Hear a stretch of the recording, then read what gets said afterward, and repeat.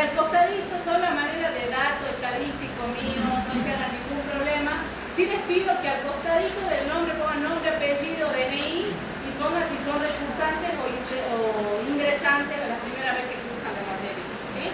Cosa de que ya tengamos ahí, quería hacer una estadística más o menos yo, porque tenemos mucho, este año esta cátedra tiene 800 inscritos casi.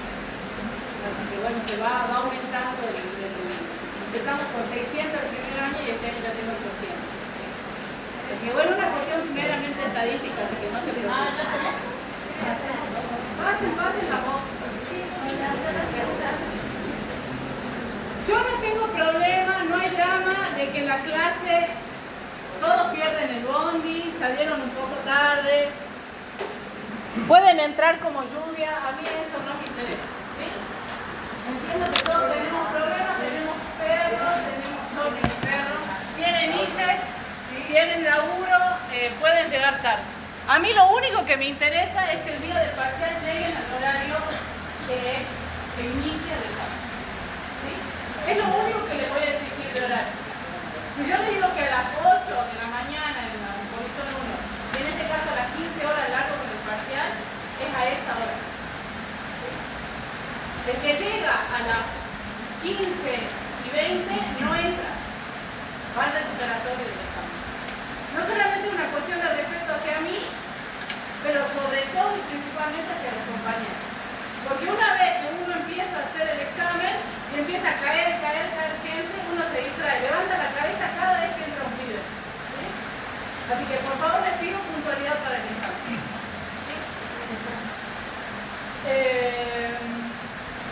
Por otro lado, no sé qué otras cuestiones podemos evacuar dudas en este momento que son la cruzada. Sí, dígame. Profe, espero que no se moleste, sé que avisó por todos lados. De comisión. Sí, dicen que eran los reuniones, ya estaba bien, que más se no la pena,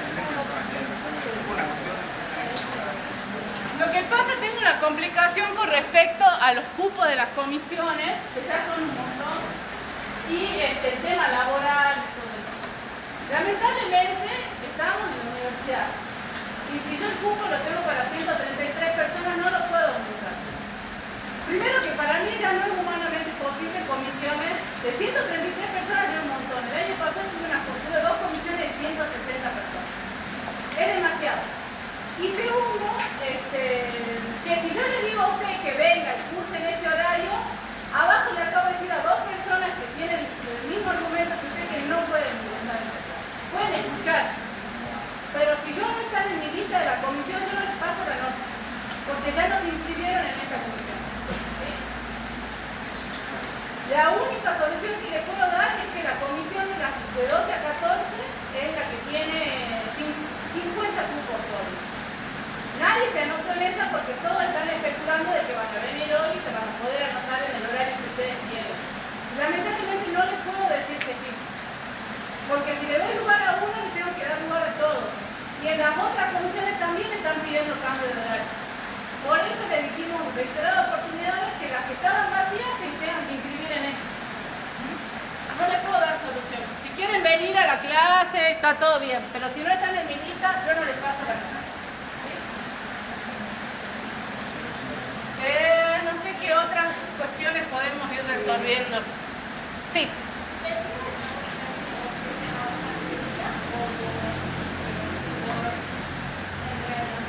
Trabajos prácticos. Bueno, eso también. Hay una ansiedad a nivel Dios con respecto a los trabajos prácticos. Yo no le dije un trabajo práctico todavía. Y ya me están preguntando, ¿cómo son los trabajos prácticos? Si pueden hacer o no un grupo, ¿de cuántas personas van a hacer los grupos? Y si exijo Arial, Times New Roman, o escrito, o tipeado. Take it easy. Estamos empezando recién hoy nuestra primera clase y nosotros también tenemos que ver cómo se va consolidando cada grupo. ¿Sí? Si tenemos 130 personas aproximadamente inscritas en cada comisión, la verdad que no hay tiempo humano para que yo corrija todos los parciales de 260 personas, además de los trabajos prácticos que presenten en cada clase. ¿Sí? Tengo un perro, chicos. Ese perro necesita la atención. Así que bueno, vamos a ver, depende exigencias. Nosotros la idea en realidad es empezar con actividades o proponerles actividades que les permitan a ustedes identificar cuáles son los conceptos claves de cada una de las unidades, guiarlos en el estudio, pero no puedo acá y guiarlos, digamos, que ustedes puedan identificar en los textos los conceptos claves, que los repasemos, que se saquen las dudas acá, porque este es el espacio, para eso estamos en esta clase práctica, bueno, ¿sabes? Pero no la idea de que estén constantemente ustedes presentando trabajos prácticos que yo tenga que corregir y entregarles una nota y darle la devolución. Quizás lo podemos hacer algo de manera más conceptual, ¿sí? Alguna nota conceptual o alguna actividad que propongamos dentro de la plataforma, que la plataforma arroja un montón de posibilidades también, ¿sí? Pero bueno, justamente la idea con la profe Ríos es que veamos cómo viene el grupo, cada uno, porque también tenemos esta, por eso también me parece interesante que ustedes pongan en la lista si son ingresantes o recursantes, porque entonces más o menos vemos, hay muchos que se empiezan y después no siguen, son por ahí los recursantes o se anotan de onda, y por eso son muchos y al correr de la clase va disminuyendo el número, entonces quizás podemos proponer otras actividades, ¿sí? Así que yo les propongo que en estas 2 primeras semanas, tranqui, vamos haciendo las actividades que les pedimos. No es necesario que me entreguen, si ahora hoy vamos a empezar con un cuadro, no es necesario que me lo entreguen al cuadro. A mí lo que me interesa es que ustedes lo hagan al cuadro, lo completen, lo charlemos en clase y que después se lleven algún con los conceptos más o menos cerrados para poder estudiarlos en la casa, ¿sí? Una recomendación que haga, tengo un aviso parroquial que después me olvido, es que por favor les pedimos de la administración, nos solicitan que les pidamos que no ingresen los autos, los que vienen en auto, al estacionamiento del rectorado, ¿sí? El estacionamiento del rectorado en primer lugar está reservado para la gente que trabaja aquí, pero además tenemos un montón de superpoblación de tráfico y no sé qué, porque es el estado que va a buscar cocheras, chicos, la universidad pública está en crisis, no podemos cocheras, así que todo el colectivito, todas esas cuestiones vienen acá. Entonces, no podemos albergar más vehículo, ¿sí? Así que por favor les pedimos que no ingresen al predio de los ciudadanos. Eso me parece, sí, porque después no tiene. Una recomendación que les puedo dar, porque yo también fui estudiante, no está bien, no estudien de resúmenes hechos por terceros, pero en el caso que les agarre la desesperación, seguro va a haber algún resumen de algún compañero de otra corte que hicieron de la bibliografía y les pasaron, ¿sí? Si a ustedes les sirve, bárbaro. Pero yo este año hicimos una modificación de alguna y agregamos alguna bibliografía, así que no es la misma del año pasado. Pero más allá de eso, yo les recomiendo que primero lean la bibliografía. Entonces después van a saber si el resumen que les pasaron está bien hecho o mal hecho. Y además porque los resúmenes hechos por cada persona los hace con las palabras que uno entiende, como uno sabe estudiar. Capaz que alguno no comprendió bien un concepto y lo pasan al resumen y ustedes lo estudian así. Y después van y lo repiten. Entonces lo primero, lean la bibliografía, hagan su resumen y después si quieren se ayudan con otro resumen. Yo sé que el tiempo es tirano y que por ahí no tienen tiempo de leer todo. Pero por eso la idea es que ustedes vayan o escuchen las clases teóricas ya con al menos una leidita del texto y vengan acá con otra leidita del texto y la idea es que nosotros trabajemos esos textos y capaz que lo puedan leer un poquito más acá en clase y ya se sacan las dudas. Entonces el día que tienen que estudiar igual ya tienen 2 veces o 3 veces leído los textos, ¿sí? Tampoco son tan largos, seamos sinceros. Este primer año vamos despacio. Así que vayan por tiempo ya te digo. Las condiciones para la promoción son 80% de asistencia y aprobar los trabajos prácticos, el 100% de los trabajos prácticos, que ya vamos a ver cómo lo estructuramos a eso, sacarse en el parcial y en el trabajo práctico integrador nota 7 o mayor a 7. ¿Sí? El parcial tiene su correspondiente recuperatorio. Pero, si ustedes se sacaron 4 en el parcial y van a recuperar porque dicen, no, yo estudié, me puedo sacar un 7. Y en el recuperatorio se sacan un 3, están libres. ¿Sí? Lo digo hoy porque después vienen y dicen, profe, que yo me había sacado un 5, no, libres. ¿Sí? Y después tienen el trabajo práctico integrado, que en realidad tiene algunas pruebas, o sea, es un trabajo práctico mucho de desarrollo, muy conceptual, pero que a veces lo hacemos que lo relacionen con problemáticas actuales. ¿Sí? Eso ya muy adelante en el tiempo. Pero tienen que aprobar ese trabajo práctico integrador también con nota 7 o superior a 7 para poder promocionarlo. ¿Sí? ¿Vieron que ustedes cada vez que entran alguien, todos miran para ahí? Bueno, imagínense cuando están teniendo el examen. Así que ahí está la respuesta. Fácil. Pero si, por ejemplo, en el trabajo práctico integrador yo les corrijo y les digo que tienen que replantear algo o revisar algo, completarlo, ¿sí? Y pasan al coloquio a defenderlo y el coloquio no está bien, o sea, su trabajo no está bien defendido en el coloquio, para mí pueden quedar regulares o libres.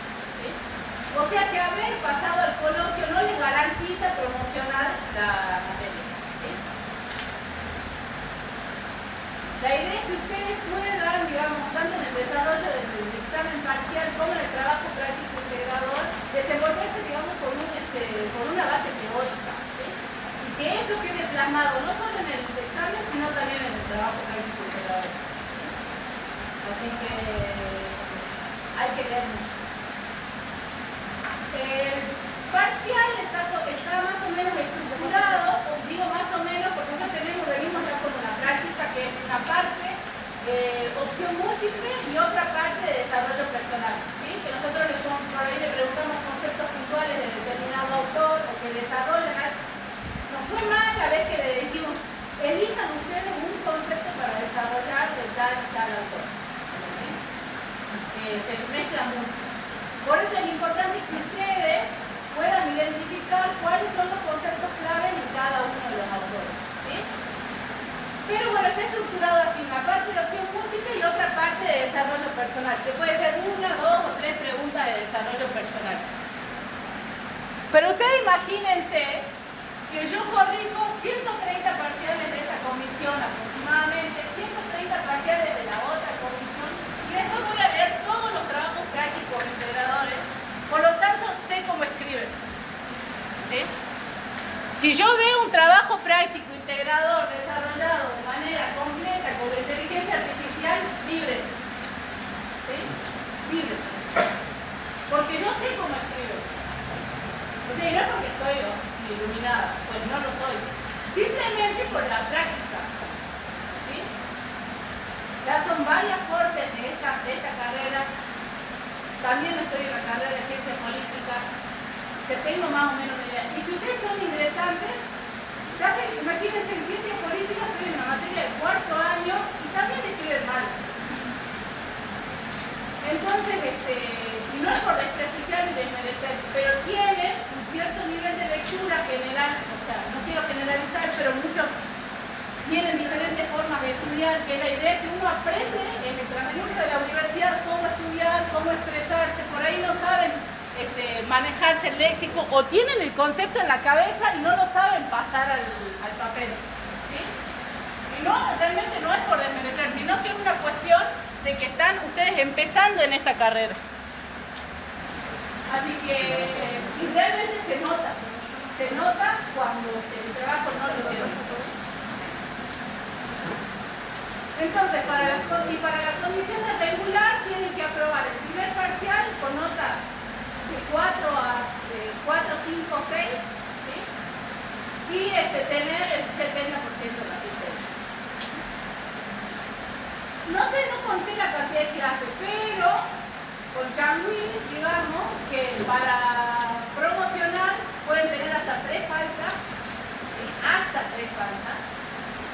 Y para quedar regulares, 4, digamos. ¿Sí? Más o menos así. Si vinieron 2 clases y aprobaron el parcial y no le alcanza.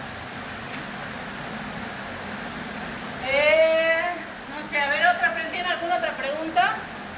Yo porque largo así todo lo que se me viene a la cabeza.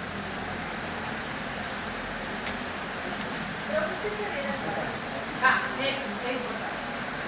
Yo no me hago cargo de lo que digan en los grupos de WhatsApp. Esta cátedra no maneja el grupo de WhatsApp y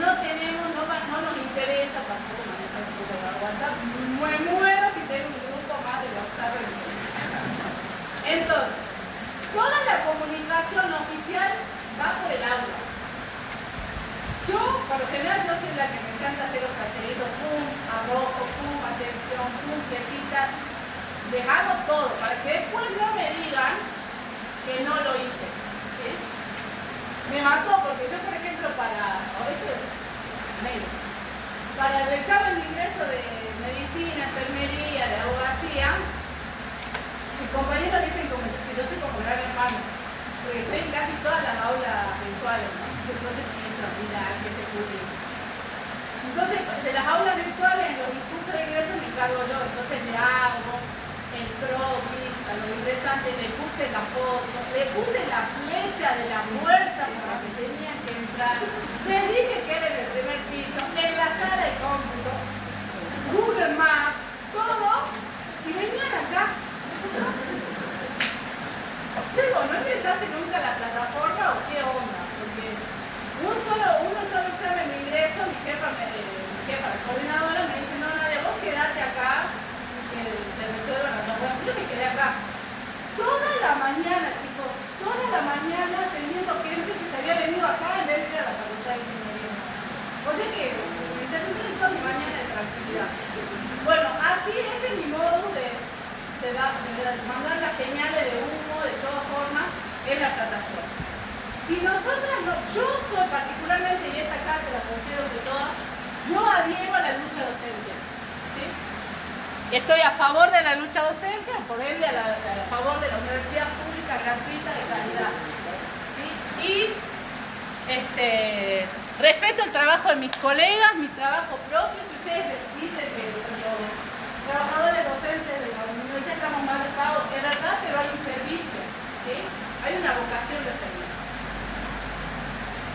Hay situaciones en las que seguramente la cátedra, o por lo menos yo, me voy a adherir al paro.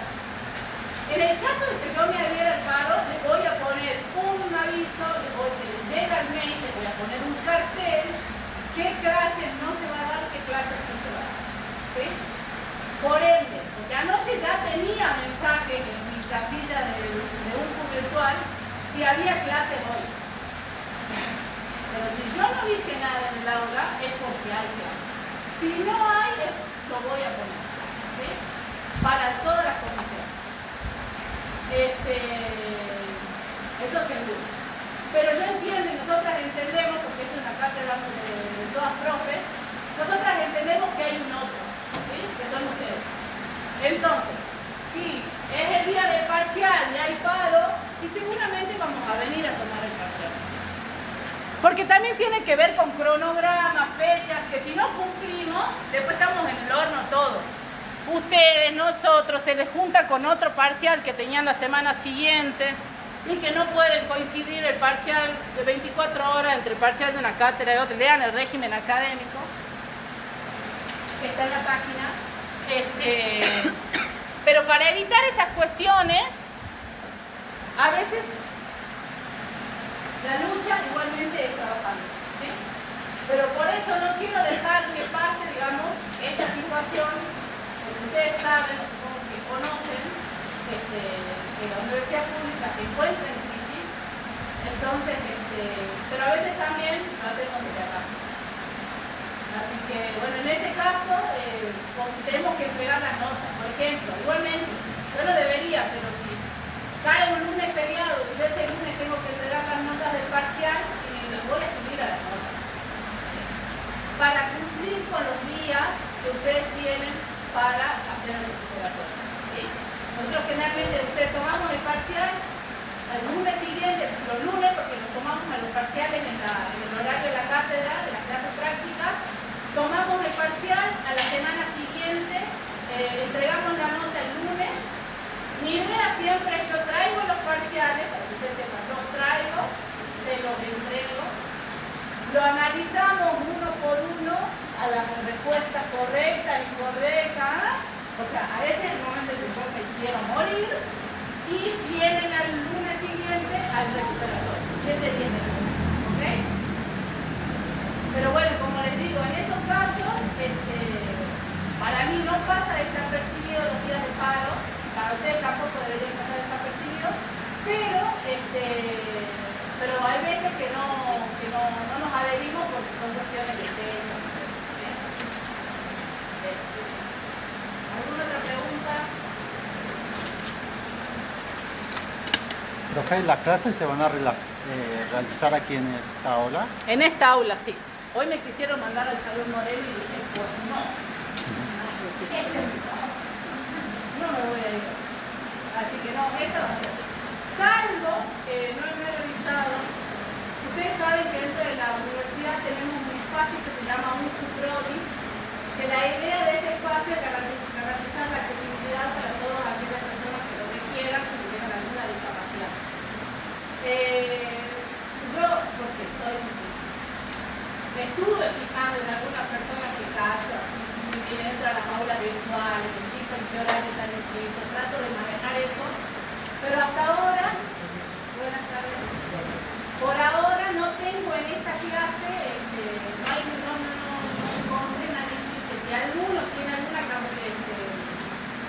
algún problema con la accesibilidad o conoce de algún compañero que por ejemplo no pudo venir por eso, por favor les digo que me avisen o se comuniquen conmigo y yo voy a gestionar. En ese caso, solo en ese caso nos iremos al Salón Moreno, ¿sí? Pero si no, las clases van a ser siempre acá. ¿Alguna otra consulta? El programa va a estar subido en el tiempo. A partir de hoy los profesores adjuntos tienen la posibilidad de presentar el programa. ¿Sí? El programa también está relacionado con las decisiones pedagógicas que se toman para dentro de la cátedra. ¿Sí? Por eso es que a partir de que empezamos las clases tenemos aproximadamente un mes y medio para presentar el programa definitivo. Sin embargo, ustedes guíense con la bibliografía que ya subió la profe Ríos para la unidad 1. ¿Sí? Y esa va a ser la bibliografía. Nosotros, como les decía recién, este año hicimos una modificación con respecto a algunos textos más en las unidades más avanzadas y una también modificación con respecto a los contenidos, como el orden de los contenidos, porque bueno, esto siempre estamos en proceso de acreditación todavía, entonces estamos también en el proceso de mejora constante. Entonces la idea es que nosotros en el transcurso ya de este mes vamos a tener el trabajo realizado y el programa de la cátedra de este año subido. Sin embargo, los textos que están en la unidad 1 son los que tienen que estudiar, son los que van y por favor vayan de nuevo. ¿Sí? Nada que yo no diga o que la profe de Río no diga en la clase teórica o que no hablemos acá o temas que no se toquen acá van al parcial. ¿Sí? Por lo general, por eso es que hacemos este tipo de actividades en las que les damos cuáles son los conceptos clave de cada autor, en donde ustedes tienen que hacer hincapié, ¿sí? Por ahí yo les digo, por eso digo que después cuando revisamos los parciales me quiero morir, porque yo hoy les digo, esto seguro preguntamos, guiño, guiño. Uno lee lo que yo les digo, guiño, guiño, ¿verdad? Entonces, ayúdenme a ayudarlos. Si yo les digo que estos temas van seguros y probablemente que va a ser una pregunta del parcial o del recuperatorio. Tenemos en realidad una manera de corregir los parciales. Yo por lo menos no sé si no soy capaz, que no soy tan benévola, pero cuando en los primeros 2 renglones veo que ya el concepto está chanfleado, no leo los 15 renglones que siguen. ¿Sí? Por eso les digo que es muy importante que haya lectura y que por lo menos ustedes puedan relacionar los conceptos claves de cada uno de los autores.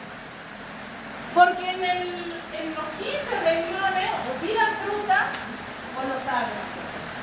Entonces, si en los primeros 2 ya veo que ya me arrancan con un ejemplo y no lo saben. Entonces, el ejemplo no.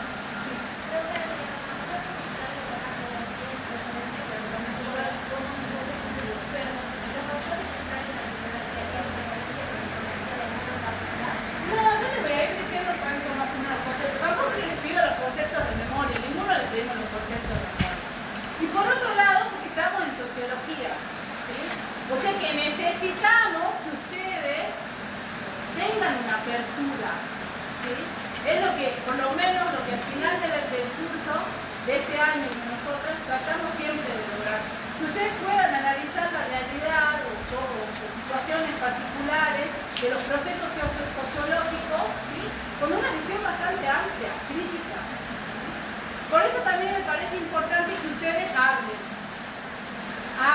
pregunten. Este es el espacio. Capaz que a la profe no le da un poco más de vergüenza preguntarle. Igual yo no soy el ejemplo. Yo como hasta cuarto año creo que no hablé en la universidad. Porque hasta que entendí más o menos de qué venía eso, de la abogacía, no hablaba. Entonces como que en cuarto año le casé la onda, me cerraron un montón de cosas, entonces ahí empecé a preguntar. Pero bueno, no nacemos sabiendo, digamos. ¿Cómo? No, yo digo, yo les cuento mi caso. Es más, a mí me hubiera encantado ser esa persona que preguntaba. Y porque aparte la duda de uno, por ahí es la duda de varios. Entonces, capaz que uno se anima a preguntar y hay un montón que dice, no, yo también tenía esa duda. Entonces como que está bueno, no sé, que lo charlemos a todos. A ver, no sé qué otra cosa me falta. Porque a mí me parece siempre importante como que le tiro toda la info de una y después no me digan que no le digo. ¿Algo más? ¿Alguna otra pregunta? ¿Vos tenés el proceso evaluativo que hace varias preguntas? Hay un tiempo obviamente determinado. ¿El parcial? Claro, pero tiene que ser, por ejemplo, en este caso que daba usted 15 renglones, o es la explicación exacta de que esto va a ser 5 renglones. Capaz lo puede hacer. Claro, bueno, capaz que.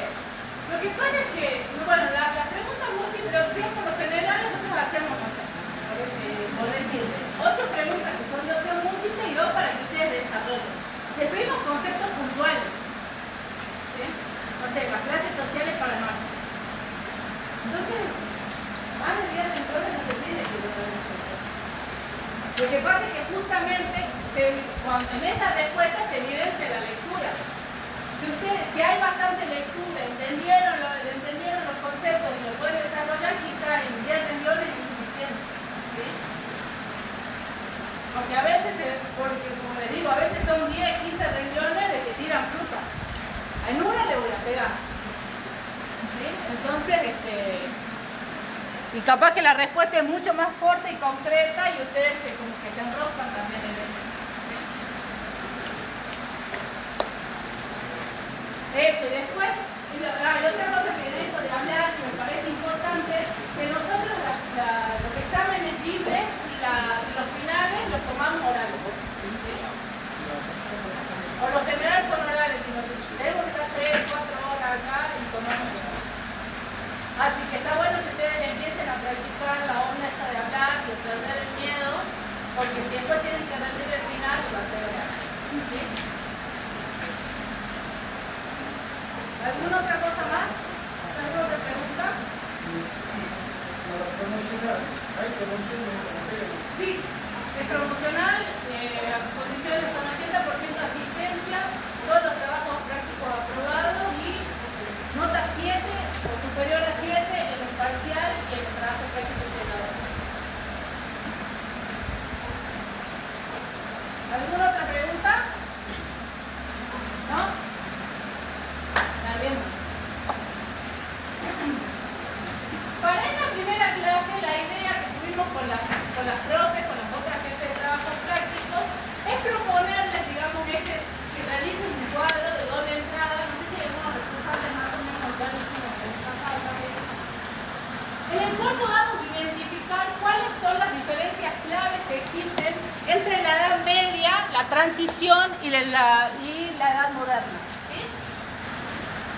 ¿Cómo es el paso de un tipo de sociedad o un tipo de edad media hacia la edad moderna? ¿Y cuáles son los procesos históricos, o los sucesos fundamentales que llevaron, digamos, a la edad moderna? Entonces, dentro de esta actividad, es nosotros proponerles que con ustedes elaboren este cuadro en el que puedan identificar cómo era la sociedad en una y otra época, cómo era la economía, cómo era la religión, ¿sí? Para que ustedes puedan poder aprender ese cuentito de cómo es el contexto del surgimiento de la sociología como ciencia, ¿sí? Todos estos digamos, todos estos acontecimientos históricos llevan en la edad moderna a la aparición de la sociología como ciencia. ¿Sí? Eso ustedes lo van a ver en primer lugar, hay una ficha de cátedra que se llama El contexto del surgimiento de la sociología, que está en la plataforma, y después está el enfoque histórico de la teoría sociológica, que es un texto de Ritzer, ¿sí? Que no sé si lo vamos a llegar a ver en su totalidad hoy, pero que es en lo que se basa esta primera parte, ¿sí?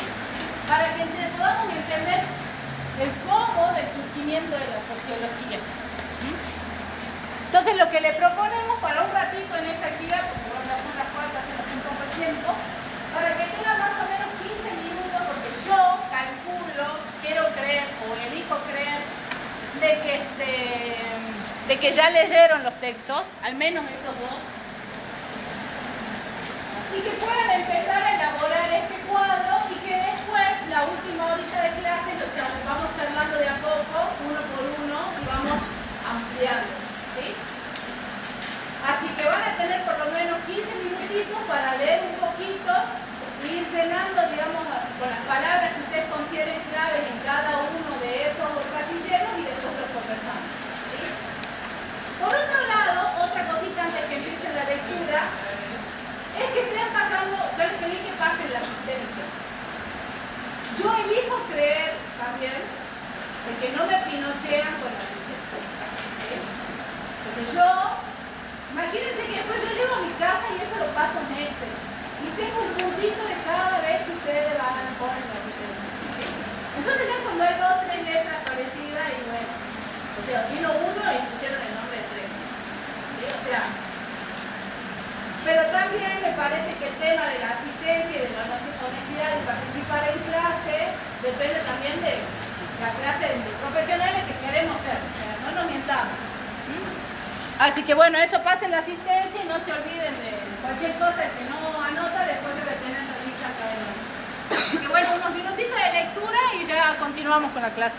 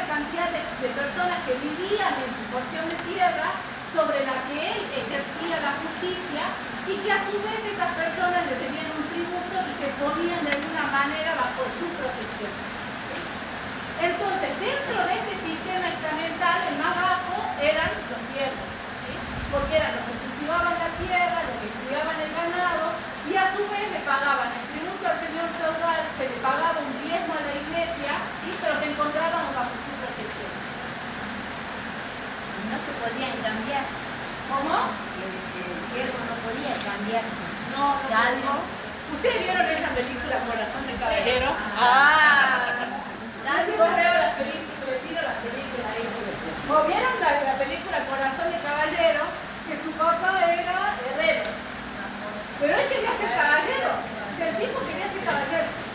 La cuestión es que siempre le decían que él nunca iba a poder cambiar sus estrellas, porque si él era hijo de herrero, tenía que ser herrero. Bueno, esa era, digamos, metafóricamente, cómo se manejaba en ese momento la sociedad. ¿Sí? Salvo que venga el príncipe, el rey de Inglaterra, y ya. Salvo se cambiaban, podía cambiar un salvo que estaba a cargo de la tierra, lo vendiera a otro. Lo que pasa es que dentro de la sociedad feudal y dentro de cada uno de los feudos había diferentes tipos sociales. ¿Sí? En primer lugar estaban los nobles, ¿sí? Que se ponían, por ahí eran nobles de algún título menor, o los caballeros que eran conocidos, y que se ponían bajo la protección del señor feudal. Pero después estaban los siervos de la gleba, que en ese caso, ese tipo de personas estaban dedicadas al trabajo rural. Entonces, si cambiaba el señor feudal, porque el señor feudal perdía la bendición del rey y ponían a otra persona a cargo de esa tierra, esa gente era la misma. ¿Sí? Si la tierra cambiaba de dueño, ellos también cambiaban de dueño, porque esa gente iba con la tierra. ¿Sí? Pero era muy difícil esta cuestión de que cambien su situación dentro de este sistema de batalla. Porque ahí se venía mucho en la iglesia y decía que la sangre era un elemento, es decir, si Dios dijo que vos naciste así, tus hijos y los hijos y los hijos de tus hijos serán así, porque así lo dice Dios. Exactamente. Entonces, en este momento de la historia, la Iglesia Católica tenía un poder igual o mayor a veces hasta el rey. Es por eso que era tan importante que la gente respetaba, digamos, que por derecho divino habían nacido en ese estatus social. ¿Sí?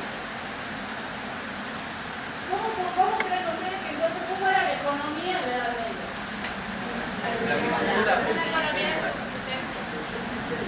Justamente cuando hablamos de economía de subsistencia nos referimos a que el sistema, justamente ustedes decían, las personas, los siervos, cultivaban, ¿sí? O criaban el ganado, pagaban un tributo por la protección del señor feudal, pagaban el diezmo, pero no había, o no se pensaba en lo que era la idea del lucro. ¿Sí? La idea del lucro, digamos, de hacerme rico vendiendo mis productos, lo que produce la tierra, digamos, era un pecado. ¿Sí?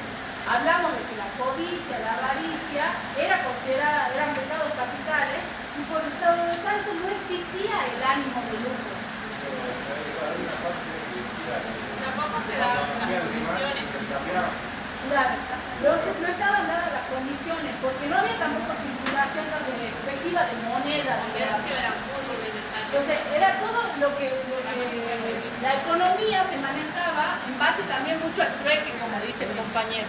Yo cambiaba lo que tenía por alguna artesanía o algo que necesitaba en el mercado o en alguna de estos tipos de concentraciones más de la población. ¿Sí? Pero esa economía nos alcanzaba siempre para los recursos para vivir, y por eso era de subsistencia. ¿Sí? Nadie, y es todo derivado de esto, de que no podemos cambiar nuestro nivel o nuestra condición social. Entonces, por lo tanto, podemos hacernos más ricos vendiendo lo que producimos en la tierra. ¿Sí? Por eso es que la gente, había demasiada resistencia al cambio, ¿sí? Y teníamos un estado en el que no estábamos buscando cambiar ese status quo, ¿sí? La gente aceptaba simplemente el lugar donde nacía.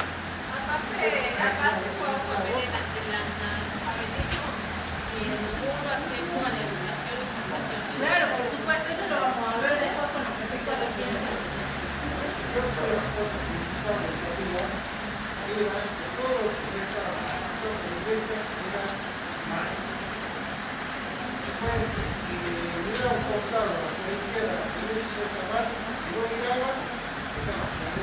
Claro. Eso es un poco de dominar. La pregunta es, ¿cómo se compañía pagar el mismo? ¿La iglesia o pagar la ciudad? Si no me convenio, ¿cómo se paga? Y siempre con lo que producía la persona. Por ejemplo, claro, sí, pero justamente era lo que producía, era lo que yo tenía. Porque yo, lo que mi forma era igual, no es que el Papa no trabajaba, hasta ahora no labura. Pero lo que sí es que cada uno le otorgaba lo que había de su producción. No necesariamente la iglesia aceptaba dinero, no era la. Claro, era en especie. Exactamente. Entonces vamos a la religión. Eso lo estuvimos hablando de esa manera.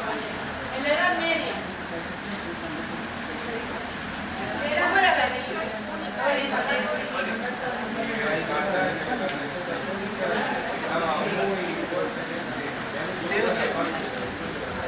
Decíamos entonces que al principio, o sea, en esta parte más dura de la Edad Media, la iglesia tenía un poder igual o superior al del monarca, ¿sí? No había separación de lo que hoy conocemos como Estado y la iglesia, ¿sí? En ese momento el rey no solamente consultaba al conjunto de nobles que lo rodeaba, que eran los señores feudales, sino que todas las decisiones del Estado tenían participación por parte de la iglesia, ¿sí? ¿No había en ese momento un papa? Sí, había papa.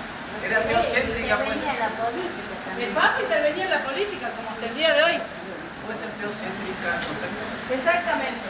Nosotros hablamos en este primer momento, en la Edad Media, como una concepción teocéntrica, es decir, Dios como el centro de todo. ¿Sí?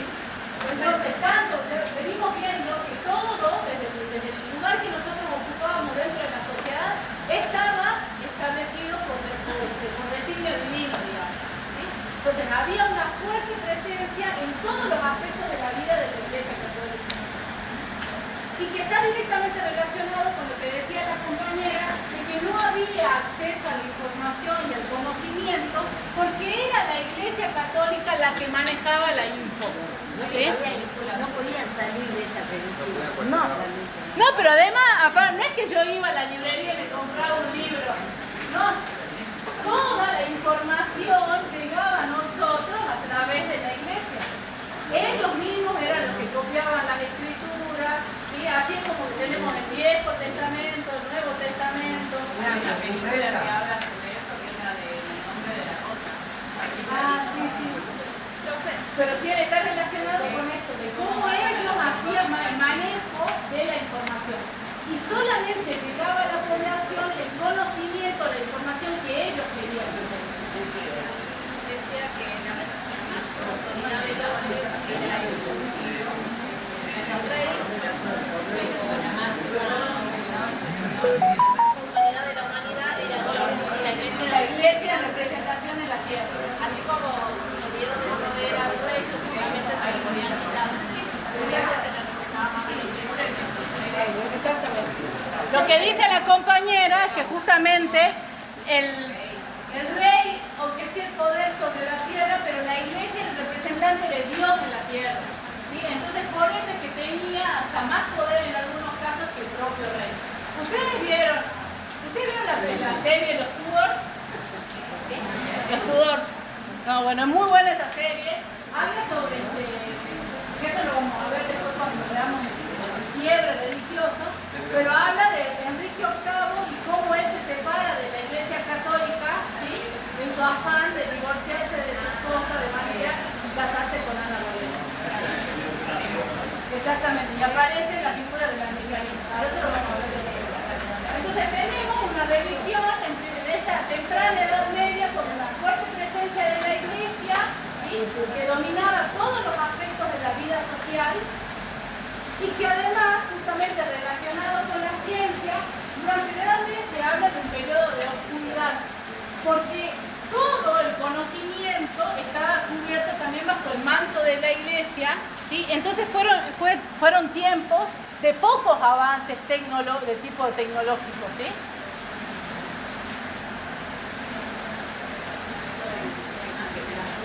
Todo se catalogaba de brujería. Todo era brujería. Más adelante, después con la Santa Inquisición. Cuando entra en crisis, digamos, la Iglesia Católica como tal, aparece la figura de la Santa Inquisición ¿De qué? Sí, ¿qué más? Exactamente, me parece. Algo clásico. Entonces,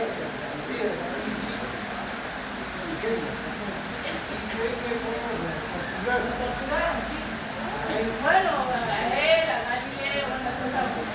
Pero la cuestión, vemos entonces que en la ciencia teníamos una época de mucha oscuridad y no había avances tecnológicos porque todo el conocimiento, digamos, estaba limitado por lo que quería la iglesia que la gente conozca. Y hablamos entonces de la política, de lo político, como entonces, en primer momento, había una monarquía de tipo feudal, ¿sí?, con una fuerte presencia de la iglesia, que empieza a dar paso desde el siglo XIV, en el siglo XV, a lo que después se conoció como una monarquía absolutista. Y cuando yo les digo que no es que nos despertamos en el siglo XV, fue como ¡pum!, estamos en la edad moderna, no fue así. Dentro del periodo entre la transición entre el siglo XIV y XV hasta el XVII aproximadamente, estuvimos en este periodo de transición hacia el paso definitivamente a la edad moderna. ¿Sí? Y hubo ciertas características que se fueron dando para llegar a lo que después conocemos como el proceso final de industrialización y la aparición del capitalismo. ¿Sí? Entonces, en la Edad Media, cuando hablábamos de esta sociedad estamental, con el paso a lo que conocemos después como la monarquía absolutista, decimos que el monarca empieza a tomar mucho más protagonismo. ¿Sí? Tenemos una fuerte presencia del monarca con un decaimiento de lo que se llamaba el sistema feudal. El monarca empieza a ganar poder, ¿sí?, porque le empieza a quitar el dominio de la tierra, la administración de la justicia y el manejo de los tributos a los señores feudales. Esa monarquía. ¿Qué vendría a ser monarca? El monarca, los reyes, estaban asimilados a la figura del Estado. Por ejemplo, en Francia, el rey, o sea, él decía que el momento del rey decía que él mismo era el Estado. El Estado soy yo. Porque no había diferenciación entre lo que era el Estado y la monarquía. Él ejercía, era una monarquía autoritaria, absolutista, ejercía todo, no solamente impartía justicia, sino que dictaba las leyes, ¿sí?, y hacía, digamos, dirigía todos los actos del gobierno. Entonces, al perder los señores feudales esa condición, digamos, que le daba poder, se vinieron en nobles, ¿sí?, con ciertos privilegios sociales, como los conocemos hasta ahora, pero ya no con ese poder. Y una de las características principales de este estado de la monarquía absoluta era que se profesionalizó el ejército. ¿Sí? Para que los reyes puedan tener más poder, ¿sí?, empezaron a pagar al ejército. ¿Sí? Entonces ya no dependíamos de que el señor feudal tenga, no sé, 100 personas a su cargo para que me ayude cuando tengo problemas en la frontera, sino que se empezó a profesionalizar el ejército como lo conocemos hoy en día, digamos, ¿sí? Pero, por ejemplo, la Iglesia Católica, que no tenía personas, digamos, no tenía un Estado constituido, la Iglesia Católica, que hacía, pagaba mercenarios, porque también necesitaba un ejército. ¿Sí? ¿Los templarios, pues? No, la Guardia Suiza. Hasta el día de hoy, la Guardia Suiza, desde esas épocas, los suizos eran mercenarios, ¿sí?, y eran un ejército profesionalizado. Entonces ellos se vendían al mejor postor. Y bueno, y en ese momento lo que le podían pagar era la Iglesia Católica. Por eso es que hasta el día de hoy el Vaticano conserva, digamos, la Guardia Suiza como protección personal. La protección personal del Papa. Pero había que tener guita, ojo. Bueno.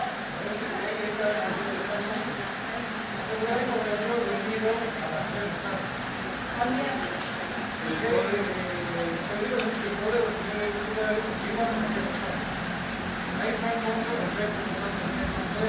Participaban mucho los templarios.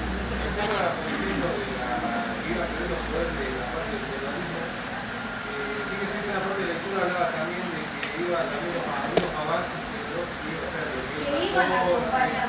Iba a quedar acompañado de ciertas cosas, entonces la gente directamente se iba de esos lugares, en caso de recursos, en la tierra, a las ciudades. Exactamente, empezó la migración del campo a la ciudad. Exacto, pero justamente con esta idea de que hablamos, ya fue progresivo. Cuando hablamos de una sociedad, en este proceso de transición todavía se conservaba un cierto sistema estamental. Ya con el rey con mayor poderío, ¿sí? Los nobles que tenían un poco más abajo, y después la tercera parte, porque eran los que realmente seguían trabajando. Entonces, ¿quiénes eran los que pagaban impuestos? Los que producían manufacturas, los pequeños comerciantes, ¿sí? Los que producían la tierra, y empezó a aparecer la figura de lo que llamamos el señor burgués. ¿Sí? Estamos diciendo dentro del proceso, también la revolución industrial, Claro, la revolución industrial fue después, fue la culmine de todos estos pequeños procesos de los que venimos hablando.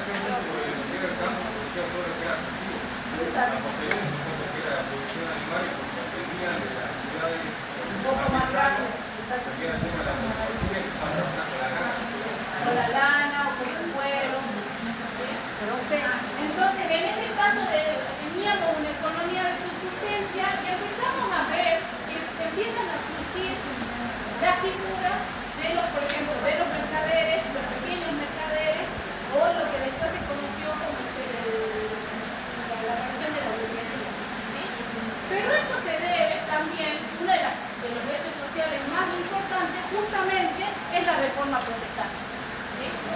Con la reforma protestante y la aparición de pensadores como Lutero y Calvino, la idea es que ya no era necesario que medie una institución, ¿sí? Como la iglesia, que maneje no solamente el conocimiento, sino que maneje mi relación con Dios. Cómo las personas se relacionaban con Dios. Ese intermediario no era necesario que esté. ¿Sí? Ustedes saben que la iglesia a través del diezmo además compraba el perdón. ¿Sí? Entonces la forma que tenía la iglesia de comprar el perdón era a través del diezmo. Si ustedes alguna vez, por ejemplo, van a Roma, van a ver que hay una iglesia o dos o tres por cuadra. ¿Sí? ¿Y eso por qué era? Porque las personas que tenían un poco más de plata, los nobles, ¿sí? Que habían pecado, construyeron la iglesia. Y ya con eso ya me compré el lugarcito arriba. ¿Sí? Entonces la idea es que justamente no solamente se quiebra esta relación entre los fieles y la iglesia, sino que además previene en que el ánimo de lucro deja de ser visto como pecaminoso. ¿Sí?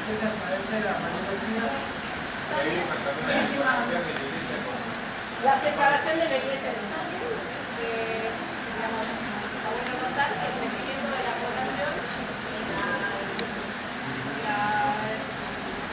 había más caminos, los pueblos se juntaban, empezaron a unir. empezaron a unirse, empezó a haber más comercio, entonces vivía acá dos ciudades, vivía más cerca, empezó el comercio. Exactamente. Otro punto importante también era de que ya las tierras y los feudales tenían un aporte fijo.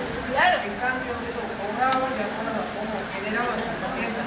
Lo que pasa es que la idea, además de este monarca absoluto con mucho más poder, es que se estableció un sistema mucho más eficaz de recaudación de impuestos. Y eso daba lugar a que puedan progresar. Exacto, y apareció la figura de lo que nosotros conocemos como el sistema burocrático. ¿Sí? Entonces, este sistema, digamos, mucho más eficiente de recolección de residuos, hizo de que no haya intermediarios entre el rey y las personas que pagaban impuestos. ¿Sí?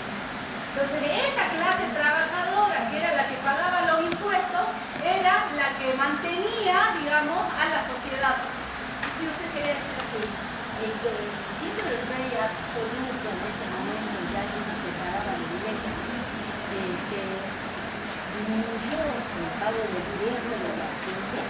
Claro, lo que pasa es que entró en crisis la iglesia católica. Digamos, o el rey lo prohibió. No se prohibió. cambio, la Iglesia Católica siguió estando ahí, digamos, nada más que ahora tenía competencia. No del pago del diezmo, porque en realidad la Iglesia Protestante no te pide nada. Lo que justamente ellos querían, la idea de evitar comprar el perdón. O sea, si yo he pecado en esta vida, igual lo tendré que rendir cuentas con Dios. Pero no puedo comprar mi perdón haciendo una iglesia. ¿Sí? Entonces, además, la desaparición la aparición de la iglesia protestante implica justamente que ellos decían que la felicidad era terrenal y que nosotros teníamos que procurar, digamos, crecimiento personal, económico para vivir mejor acá, sin pensar tanto en lo celestial, en el más allá. Entonces eso motivó además en ese quiebre de que podamos hablar de este surgimiento, de esta nueva clase social que fue la burguesía. ¿Sí? La idea de que existan mercaderes que a través de la venta empiece a crecer el comercio, ¿sí? Y que cada vez se fueron enriqueciendo más. Y a su vez, el espíritu empieza, digamos, a surgir lo que después conoceremos como capitalismo. Hay un espíritu capitalismo con este nuevo ánimo de lucro y de crecimiento económico. También lo que ayudó mucho a acumular riqueza es que tuvieron acceso a la educación. Exactamente. ¿Qué pasa? Con este cambio de lo religioso, que fue básicamente el quiebre más poderoso, porque pasamos a una concepción antropocéntrica, en la que el hombre está en el centro del todo, como decía la compañera, hubo ciertas dimensiones, ¿sí? O ciertos avances tecnológicos que permitieron que estos cambios se fueran desarrollando ya de manera mucho más acelerada. Una de las principales es la creación de la imprenta. ¿Sí? La creación de la imprenta permitió que el conocimiento sea transferido de manera mucho más rápida. ¿Sí? Entonces yo ya no tenía que esperar a conocer lo que me faltó de los libritos o de la... Aparte que no, digamos, en la Edad Media no todo el mundo sabía leer, ojalá. ¿Sí? Entonces no tenía que esperar que el conocimiento me venga a través de la tradición, ¿sí? O por conocimiento divino o por lo que decía el cura en el sermón. ¿Sí? Porque esa era la forma de cómo se transmitía el conocimiento. La creación de la imprenta implica de que ese conocimiento se masifique, ¿sí? De poder transmitir los mensajes de manera clara. Empiezan a existir libros prohibidos que después fueron quemados por la Santa Inquisición, ¿sí? Pero la idea de eso es que nosotros se masificó el conocimiento. Y otra de las invenciones importantes fue la aparición de lo que conocemos como la máquina de vapor. El tendido de vías de tren implicó que justamente que se puedan expandir los mercados, ¿sí? Porque las personas que comerciaban podían llegar a puntos muy lejanos mucho más rápido, ¿sí? Y no solamente a través de barcos, meses y meses de viaje, ¿sí? Sino que eso facilitó, digamos, el crecimiento del comercio. Y lo que llevó después con el imperialismo a que las monarquías, digamos, las devenidas monarquías europeas, de alguna manera busquen expandirse hacia nuevos mercados como Asia o África. ¿Sí? Pero esas fueron una de las invenciones más importantes. ¿Sí? Decir que fue la revolución industrial de los años 90 y todo eso es mundial algo. Y eso ocurrió porque crecieron los chilenos. Entonces necesito más. Eso llevó al mundo de consumo. Y es por eso que surge la necesidad de funcionar y ahí es cuando... Pero no llegamos a eso todavía. Estamos en el periodo de transición. No nos llegó a la revolución industrial todavía. Porque en este periodo de transición, cuando hablamos de la monarquía absoluta, estamos justamente hablando de que hay un proceso de producción un poco más grande, ¿sí? Y una actividad que ya dejó de ser artesanal para ser más manufacturera. ¿Sí? Ese crecimiento o ese cambio en la producción de lo que se comercializaba implicó que de a poco fuera creciendo este comercio. Y por lo tanto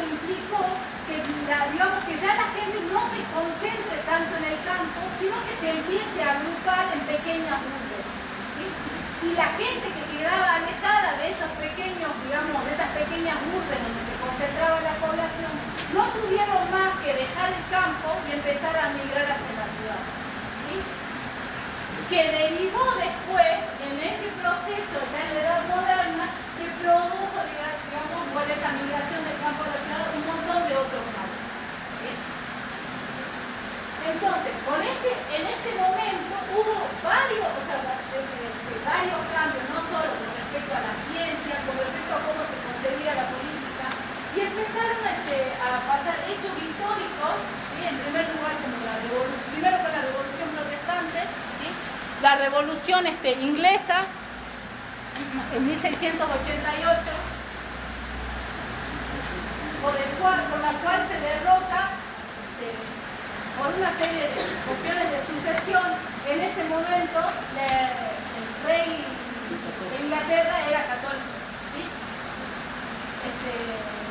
Entonces había fuerte resistencia a que Inglaterra sea gobernada por un rey católico, ¿sí? Jacobo II, si no me equivoco, era escocés. Pero por línea de sucesiones, como que él llega al trono de Inglaterra, ¿sí? Ante la fuerte oposición que había para que Inglaterra sea gobernada por un rey católico, es que se produce la Revolución Inglesa, lo derrocan a Jacobo II, ¿sí? Con la ayuda de Guillermo de Orange, que era holandés, lo derrocan y se establece en Inglaterra lo que hoy conocemos como una monarquía parlamentaria. Y en ese momento empieza el declive de lo que conocemos como monarquía absoluta. Entonces, todo este proceso de crecimiento de la población, de ese inicio de migración del campo a la ciudad, de la nueva concepción religiosa, de la idea de que puede haber un ánimo de lucro y que está bien que podamos crecer y cambiar, digamos, nuestro estado social, la aparición de la burguesía como tal, implicó que la monarquía entonces empiece a tambalear. ¿Sí? En este caso, los burgueses, que eran una clase ascendente, ¿no?, que tenía mucho poder económico, también entonces dijo, bueno, si yo tengo tanta guita, entonces también tengo que empezar a participar de las decisiones del Estado. ¿Sí? Entonces empezó con este surgimiento de la monarquía parlamentaria a producir un quiebre que llevó también a la aparición de lo que conocemos hoy como Estados-naciones. ¿Sí? En ese caso, la monarquía parlamentaria de Inglaterra, el poder del rey está limitado por el Parlamento. ¿Sí? Ustedes saben que el Parlamento inglés tiene una Cámara de Comunes y una Cámara de los Lores. ¿Sí?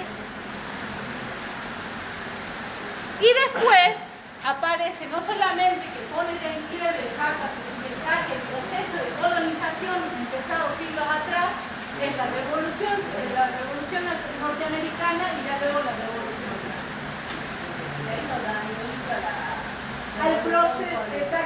al proceso de industrialización propiamente dicho, lo que conocemos luego como revolución industrial, porque hay un quiebre en ese sistema monárquico.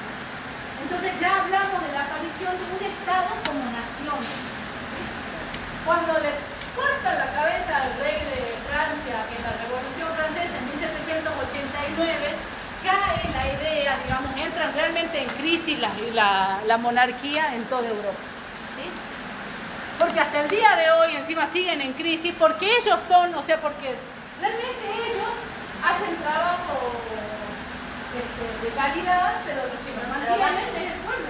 No hasta el día de hoy. No sé, ¿y qué pasó? Yo también quería trabajar. Un cambio social muy grande que pasaron de ser los nobles, que básicamente podrían cortarle la cabeza a matarlos o mirarlos más por ofenderlos, a pedirles ayuda a los burgueses, porque ellos eran nobles, tenían título, pero no tenían ni dinero ni poder. Exactamente. Entonces, ¿qué decían? Hay el tema de los matrimonios, fue una revuelta social que no había antes. El tema de, bueno, yo no tengo plata, pero tengo un título.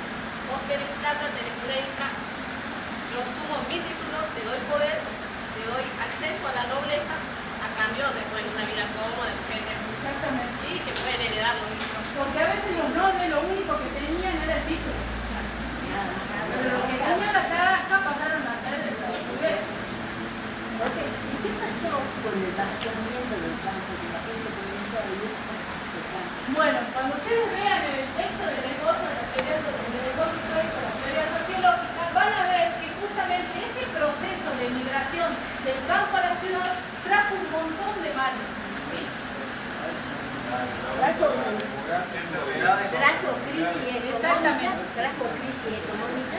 Trajo, no sé si, en realidad lo que pasaba es que la concentración de la población en las pequeñas urbes, lo que primero ocasionó fue hacinamiento, crecimiento demográfico, hacinamiento, mucha malaria, contaminación, muchas muertes, digamos, mucha gente se moría, porque no había ninguna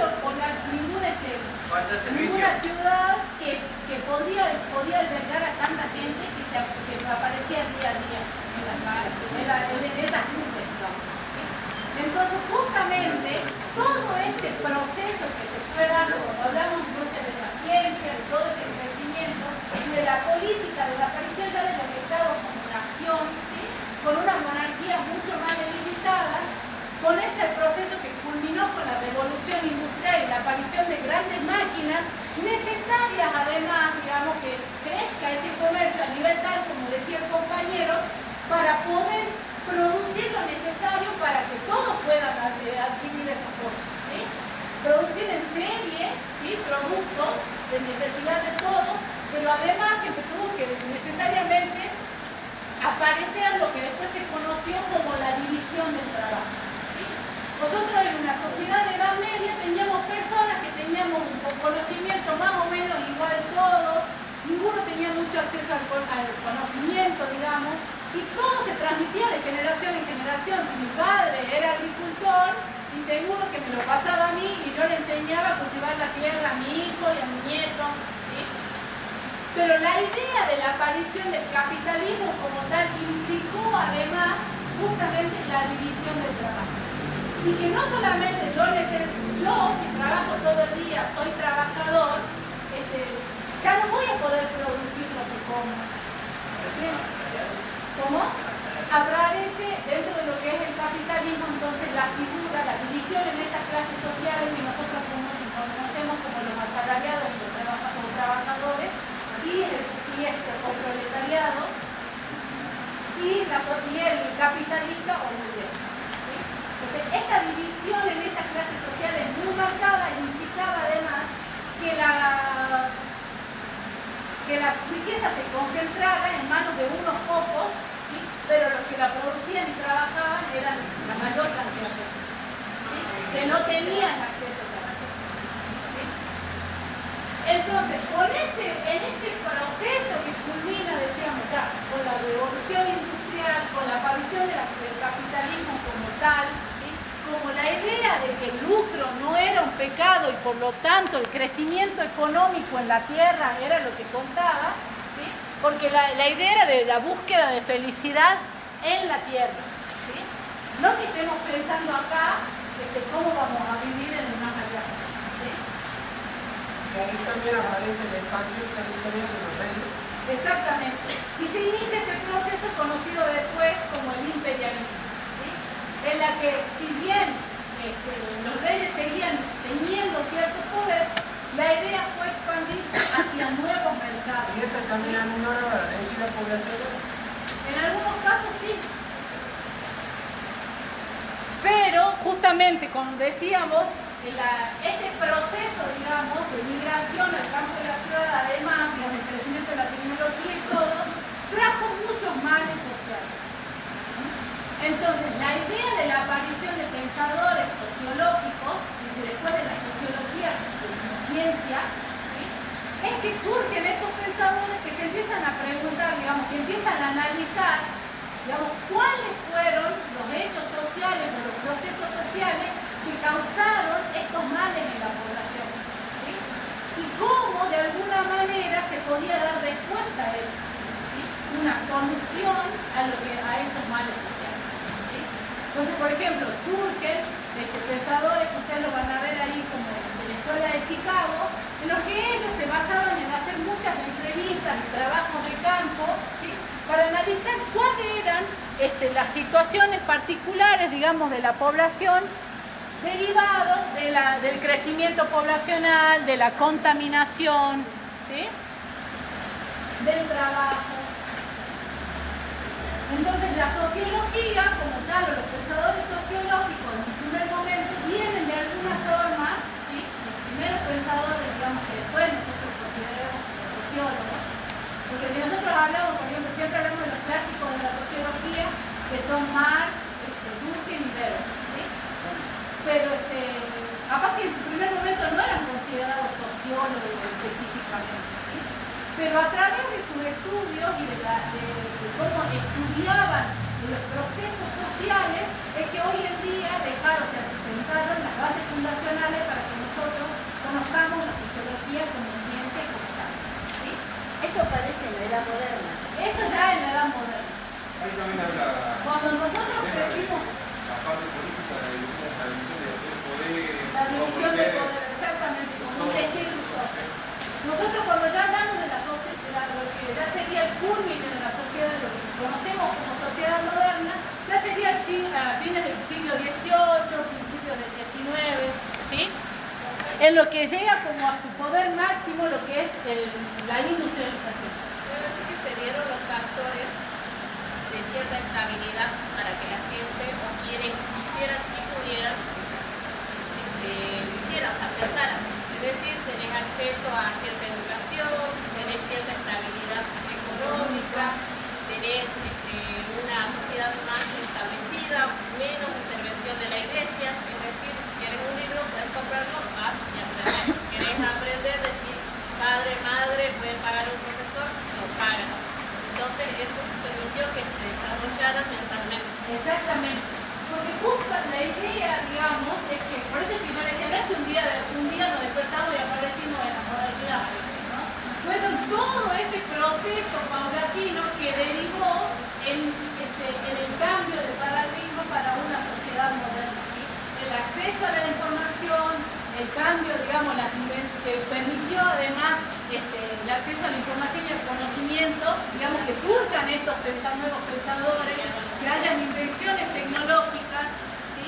Y que además permitió, digamos, este proceso, que se dieron todos esos factores, como decía, el económico, el religioso, el político, para derivar en lo que conocemos hoy como la sociedad moderna, ¿sí? O en ese momento la sociedad moderna. Por eso es que después aparecen, y capaz que lo tenemos que terminar de ver la clase que viene, aparecen los pensadores de la ilustración, ¿sí? Por eso dicen que algunos, o sea, el autor dice que es como que la sociología nació en Francia, ¿sí? Por pensadores como Montesquieu, ¿sí? En este ánimo, cuando hablamos de la aparición del Estado-Nación como tal, pensadores como Montesquieu decían que estableció las bases para lo que hoy conocemos como la división de poderes, ¿sí? La idea de limitar el poder del Estado, ¿sí? Dividirlo en el poder judicial, legislativo y ejecutivo, ¿sí? Para que no concentrar el poder en una sola persona, ¿sí? Y por otro lado estaba Rousseau, que decía que nosotros como seres sociales nos unimos a la sociedad a través de un contrato social firmado de manera implícita, digamos, y por eso nos tenemos que adherir, ¿sí? Y respetar las leyes del Estado, ¿sí? Entonces los pensadores de la ilustración, la idea que tenían que nosotros podemos llegar a todo el conocimiento a través de la razón, ¿sí? Y que a través de esa razón podemos además pensar en nuevos escenarios, estudiando, digamos, por ejemplo, los procesos sociológicos, podemos llegar a nuevas conclusiones y también proponer cambios para mejorar la sociedad, ¿sí? Otros pensadores, por ejemplo, como Durkheim, decían que la sociología iba a ser una ciencia cuando tenga un método, y que por eso para la sociología se podía aplicar el método positivista que se usaba en en las ciencias naturales. ¿Sí? La ciencia, ustedes saben que el método científico está basado en lo que es la experiencia, la observación, la recolección de datos, la posibilidad de comparar esos datos y en el caso de las ciencias naturales de llegar a conclusiones o a leyes que puedan ser universales. ¿Sí? Es decir, que si nosotros realizamos el mismo procedimiento siempre, vamos a llegar a la misma conclusión. Entonces algunos pensadores decíamos, no le podemos aplicar ese método a la sociología, que vendría a ser una ciencia social, porque depende de la sociedad en la que estudiemos, nunca vamos a llegar a la misma conclusión. Porque cada sociedad está influenciada en diferentes tiempos, espacios, tiene distintas costumbres. Entonces nunca vamos a llegar a una misma conclusión, por más que repitamos los mismos pasos del método científico. Se puede obtener diferentes resultados. Pero la idea de aplicar ese método a la sociología es que justamente nosotros, por más que analicemos dos sociedades diferentes, con características diferentes, siguiendo ese método vamos a llegar a una conclusión. Y vamos a poder confirmar o no la hipótesis que se planteó al principio, pero vamos a poder comparar por qué en una sociedad pasa esto y por qué en esta sociedad no pasa esto. ¿Sí? O por qué en dos sociedades muchas veces que no tienen relación entre sí, pero tienen procesos parecidos. Entonces, igual la aplicación del método científico, digamos, muchos pensadores en ese momento tranquilamente lo podemos, como Durkheim decía, lo podemos aplicar a la sociología. ¿Sí? Y por eso es que empieza a esbozarse, digamos, esta teoría sociológica y la idea de que la sociología también puede ser una ciencia, ¿sí? O puede ser considerada una ciencia. Pero lo importante que a nosotros nos parece siempre, esto en realidad nosotros le tiramos algunos tips. Si ustedes quieren después agregar en el cuadro algunas otras características que les ayude a comparar para estudiar, está perfecto. ¿Sí? Entonces digo, no es que ahora me tienen que entregar un cuadro a mí. La idea de esta clase es que ustedes puedan determinar cuáles son los puntos claves en los que se diferencia una sociedad de la otra y a su vez cuál fue ese proceso de transición. ¿Sí? Porque como les digo, no es que de un día para el otro llegamos a la modernidad. ¿Sí? Ese proceso fue largo. Entonces, y que a su vez puedan identificar cuáles son esos procesos históricos que se dieron, y como decía la compañera recién, que tiene que ver con la religiosa, la ciencia, la educación y todo eso, que ustedes lo puedan identificar para poder hacer ese ejercicio. ¿Sí? Pero siempre nosotros preguntamos, por ejemplo, en el parcial, preguntamos algo sobre cuáles son los procesos históricos más importantes o algo de las revoluciones, ¿sí? Preguntamos cómo estaba diagramada la sociedad feudal, ¿sí? O cuáles eran las características. Pero por eso es que nos parecía importante que ustedes lo puedan diagramar así para que después les sirva para